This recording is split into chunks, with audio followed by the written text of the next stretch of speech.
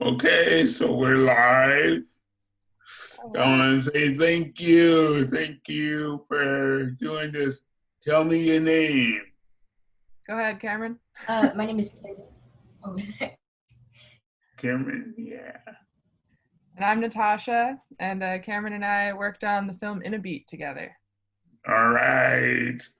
Well, thank you for doing this. I'm Leroy Moore, and I do a radio show here in Berkeley, California. Also do a YouTube page.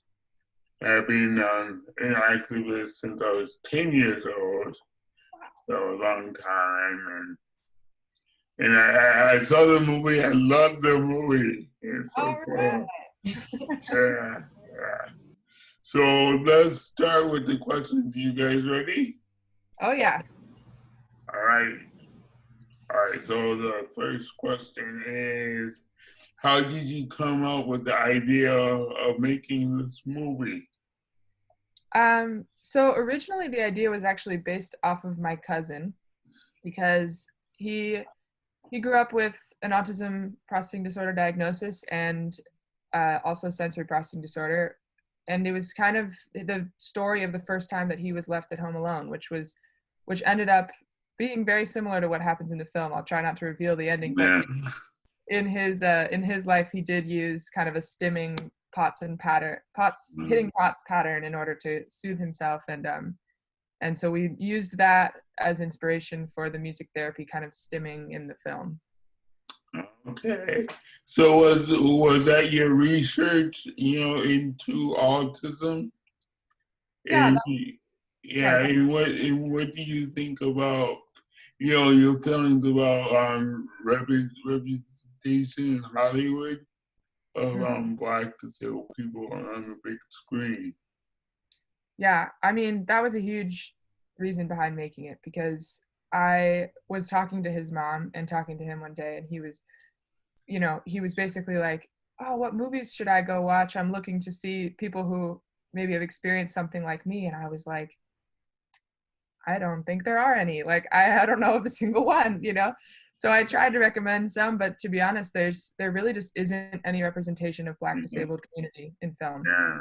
So as a filmmaker, I had just graduated from college and I really wanted to find a story that meant a lot to me. And they said, write what you know. And so I said, all right, I'm going to write about my cousin. I'm going to write about his story. And I talked with him and I talked with his mom, and we kind of talked about a series of different moments in his life that I was there for, or I wasn't there for. We kind of went through and brainstormed, and we landed on this moment where he was actually alone because we felt like that his journey of independence and his journey of empathy was the best way to represent the Black community, the Black disabled community specifically, because it's such a not only underrepresented but misrepresented topic in the moments where it Yeah. is represented.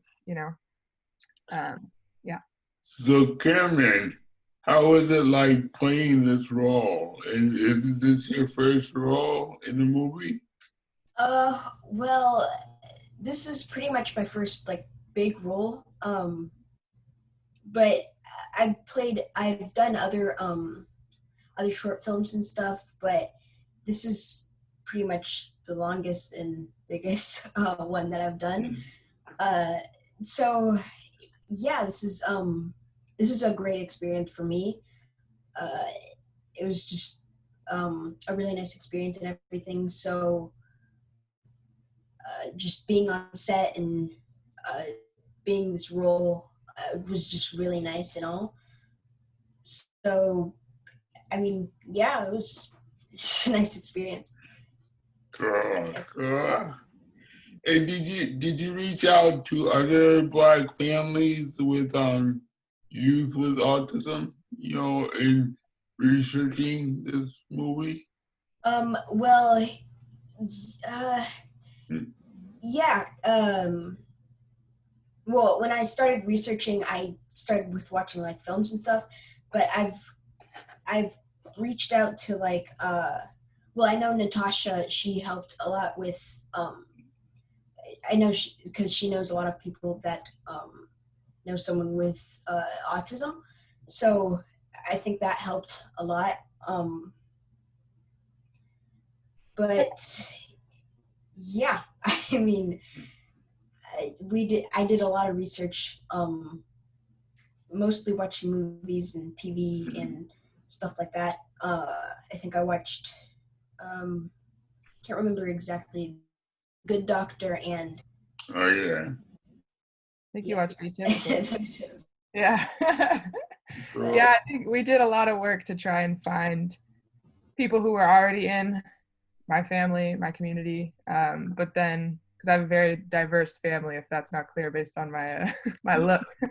Yeah. But yeah, we have a super diverse family, and so I started with my family, and then reached out via Instagram to other families and other autistic adults. Actually, we have some adults on our team that are a part of the whole actually autistic movement, and it's been really, really helpful to have their advice, kind of because we have the parent perspective, but I think sometimes it's important to have the actually autistic adult perspective as well. So Natasha, are you going to do other films? You know. Yeah, we hope so. We hope so. We just have to keep finding ways to raise money for the next one. But you know, if money were no object, we would love to just keep making as many films as possible. It's been a really like incredible experience seeing the way people responded. So yeah. Mm. Yeah, I love the scene in the bathroom. I won't give it away, but you know, tell me about that scene, Cameron, in the bathroom. That scene was, it was a pretty hard scene because, I mean, the whole environment and everything, it was like a really tight space that we were in. It was really hot in the room, the bathroom. So, I mean, with the camera on you and lighting and everything, it was just, I mean, it was just a pretty hard scene. But also emotionally, it was really tough because that's when you really put in your research. That's when you like will put in your research and use it. So, I mean, yeah, it was just a really hard scene in general. Yeah. So are you going to continue your acting, Cameron? Yeah, I will. Yeah. Mhm. There will be more. Cool. So, you know, tell me, let's see. You know, so how can the public, you know, really support your work and get this film out there? Yeah, like I think the most important thing with this film is representing the Black disabled community. And so because it has this social justice, social advocacy kind of relevance to it, I think what's going on globally right now, it's a good time for this kind of representation to be seen. So I think the way that people can help us is honestly just by sharing it, like sharing it with their friends, sharing it with their family, sharing it with their bigger communities. Like if there's any foundations that people work with, it helps so much every single time we get one of those foundations on board, or because I'll excuse that sound, because all of them they end up acting as like mini communities that spread the film further. And I would just love it if more kids like my cousin grew up with some kind of representation that they felt like understood by, and also that more parents had something to watch that helped them feel like they were also heard, you know. So Cameron, what's your advice to other youth that want to act like you? Well, I'm not autistic myself, but Just acting, you know what, you know. I mean, I would just say, I mean, I believe in you. Anyone that says that you can't do it, just don't listen to them. But yeah, I mean, I say go for it.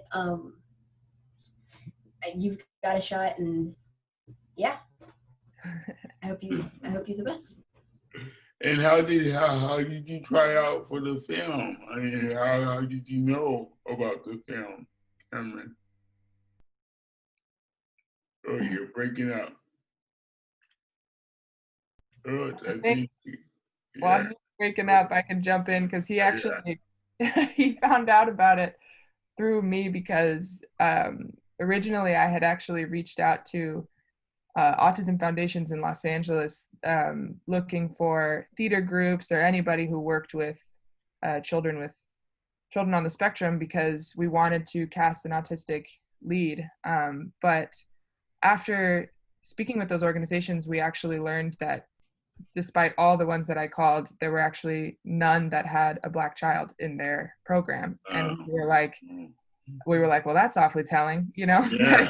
that's Yeah. pretty important why we're making the film. So, you know, and then honestly, the answer also got more complicated because we spoke with some of the actually autistic community, and they shared with us kind of the ethical ramifications of having a child reenact a traumatic meltdown, you know, the triggering experience of it. I mean, despite the fact that it's acting, there's many adult actors who express that if they've experienced something in the past, acting that can be very triggering. So we ended up deciding to try and just find any actor in LA who had the appropriate disposition and confidence and charm. So I literally went on Instagram and just searched hashtag child actor and just scrolled through Instagram, and Cameron and his dad had posted a photo and some videos of him of other things that he'd been in, and I contacted his family and said, hey, you know, I think Cameron is really charming and really genuinely kind in these videos. It would be really great to talk with him. I know that I'm messaging you through Instagram, but hopefully you hopefully you think this is legit. And yeah, we ended up, I think Cameron can take over from there. That's once you knew. I mean, I Yeah. when You just came in and auditioned, right, Cameron? You came in and you met with me, I think. oh yeah, I came in and auditioned with her. I mean, not much to it, but I mean, yeah, I pretty much just, after she contacted my dad, I think, I can't remember if I did a self-tape or something, but yeah, after that, I went somewhere to meet her, and I auditioned too, so yeah. Cool. So, you know, Natasha, you know, tell me about, you know, why did you pick a single mother? So there was a few reasons. Some of them really basic, which is that we had a small budget, and most of it needed to be done by me and Jeff Hamilton, who I made the film with. And so because we were on this shoestring budget, we were like, we need as few characters as possible, to be honest. So that was one piece of just logistical rationale behind the story. Because to be true to my cousin's experience, he does have two parents, and so originally I did want to have both. But then after some thought, after thinking about the logistics of it, and after speaking more with my family, we kind of decided to come at it from the perspective of a single mom, because as I spoke with her more, she told me that many of the people in her community were single mothers because or single parents, single fathers too. Like, just the single parenting experience is, I think, frequently tied with raising autistic children. And I think that it felt like an important part of the community to show. And it also allowed us, we had 30 minutes only, you know? So like, we wanted to just try and focus in on her experience. And it was also really, really important to me, choosing between a mom and a dad. I really wanted to have a female lead, you know, because I knew I wanted to do TAP, and in the TAP community, as far as different forms of activism, TAP has only been seen with male leads in films, you know. And Chloe, who is just an incredible performer, her like international stardom is because she is the female leading lady of tap, you know, like she's really taking over that role, and in the same way like Diane Walker and some of these other really incredible female tap dancers have in the past. So I wanted to make a film that showcased her talent, showcased that single parents can be both incredible moms as well as incredible performers. And you know, that kind of duality I think was an important feminist kind of like perspective that I wanted in there. Yeah.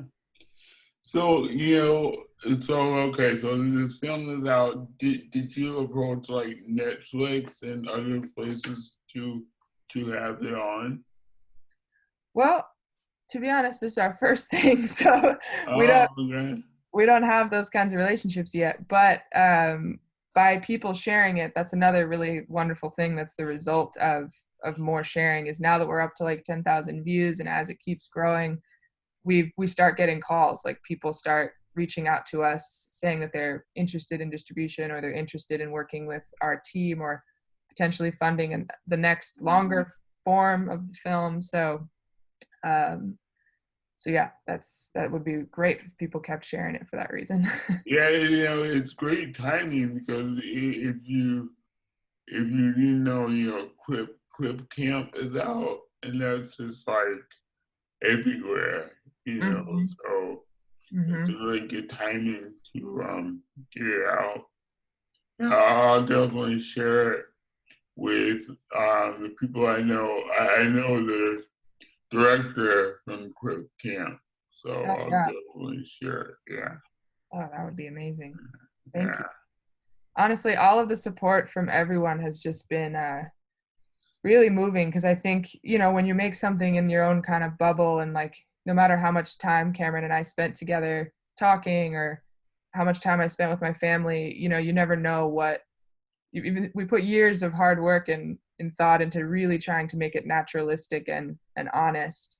And it's been a blessing to see that people are taking it that way, are seeing it the way we hoped, you know. So Cameron, was it a big thing to be left at home in that big house? I'm sorry, can you repeat that? Yeah, was it a really big thing to be left at home in that big house? Oh, I mean, the scene.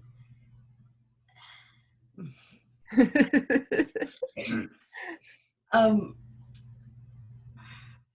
sorry, can you say that one more time? Were you actually alone? Like, or he's asking about what it's like to be left alone in a big house. Oh, I mean, I have before, like personally, but I mean, yeah, it's scary. I can't imagine how bad it would be if there was also an earthquake falling up. Also being a person with autism, but I mean, yeah, it would be pretty scary. Yeah. Good. So any last words, you know, give us the web address so people can go and support it, and how can people support the film? So the website is inabeatfilm.com. Easy. And Instagram, it's inabeatfilm. I think we're on Twitter and Facebook as well under the same name. And across all those platforms, most importantly is YouTube, because YouTube is where you can watch the full film, where you can see this interview. And on YouTube you can search In a Beat Film again, or you can search 37 Lanes to find the film. And yeah, we hope that everybody enjoys it. Yeah. So yeah, Cameron, tell me, you know, now this is over, what else is for you? What do you want to do now? I mean, You're asking what I want to do now, or like? Yeah.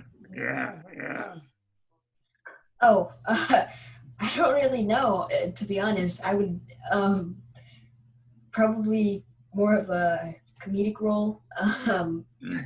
Yeah. Okay. Something more. I mean, I don't know really. It's I could do. I would do anything really. Yeah, it must be hard now because we're all sheltering in place. So are you going to school from home? Or, Yeah, I'm most likely gonna school from home. Well, yeah, I haven't started it yet. Right now, school is probably we're already gonna do school from home because we can't go to school. But yeah. yeah, probably after that, I might do homeschool still. So yeah. All right, people. Thank you so much. Yeah. Thank you. It was such a pleasure to meet you, Leroy. Thanks a lot. Yeah, same here. And I'll be in contact when this goes up. Okay. That sounds great. Take care, Cameron. Thank you. Take care. Take care, Nasa. Bye. Thanks.